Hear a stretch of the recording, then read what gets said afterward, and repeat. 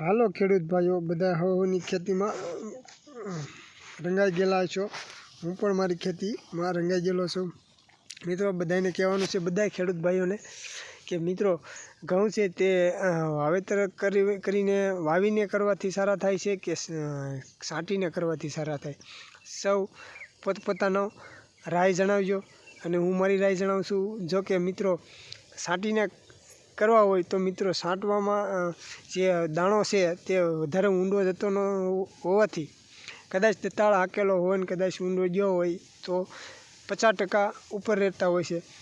તો એ ઉપરથી જેનું મૂળ હોય છે તે જમીનને સારી પકડ લઈ શકતો નથી।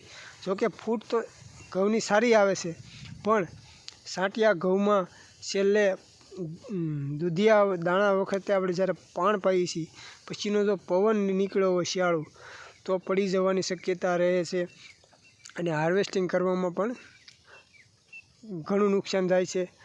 એટલે મારું તો એવું કહેવું છે કે વાવેતર કરીને ઘઉં છે એ ઉગાડવા જોઈએ, જેથી કરીને જેનું મૂળ છે જમીનમાં સારી રીતે પકડ મેળવી શકે, એક ઇંચ ઉપરથી પકડ મેળવે। એટલે કદાચ ફૂટ ઓછી મળે છે પણ ઘઉં છે તેની પકડ સારી રીતે મેળવી લે છે અને છેલ્લે જ્યારે પાણ આપણે પાઈએ છીએ મિત્રો, ત્યારે તે પડવાની શક્યતા પણ રહેતી નથી।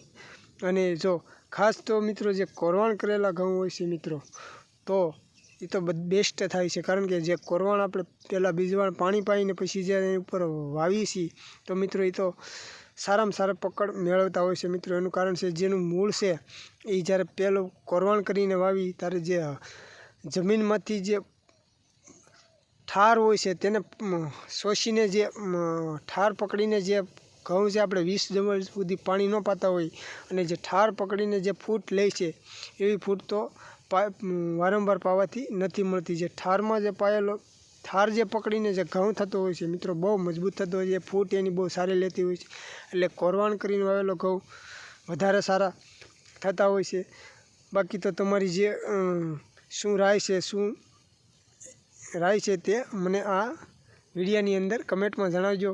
સૌની રાય આપજો કે કયા બેસ્ટ રહે છે, વાવેતર બેસ્ટ રહે છે, કોરવાણના બેસ્ટ રહે છે કે છાંટીને કરવાથી બેસ્ટ રહે છે?